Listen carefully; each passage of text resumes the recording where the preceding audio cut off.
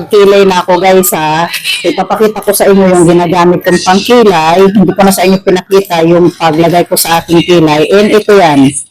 Ito pa rin yung dati kong ginagamit. Parehas lang to guys. Ito lang yung bago nilang labas. Ito yung luma. Pero pare-parehas lang yan. Para makita nyo. Ito ay waterproof. Kaya gustong-gusto ko siya gamitin kasi nga matagal siya matanggal kapag nasa kilay ko na. So yan yung kanyang pin.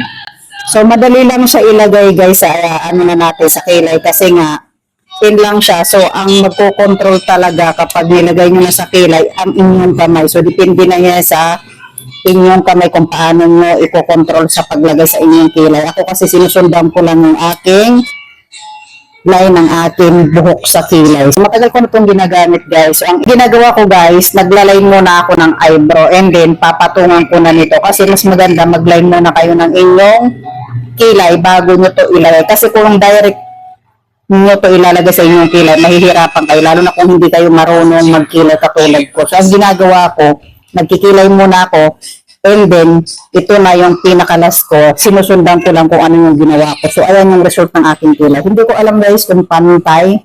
So, kung hindi pantay, pagpasensyahan nyo na kasi hindi talaga ako magaling sa pagkikilay. So, sobrang ganda nito guys. Kung gusto nyo ng waterproof na pangkilay at saka matagal matanggal sa kilay, ito guys, ang i-recommend ko sa inyo. Nagamit ko na to and talagang legit na hindi natatanggal sa kilay. Natatanggal naman siya kung talagang tatanggalin nyo. Pero kung irarab nyo lang pag nasa labas kayo, hindi siya natatanggal agad.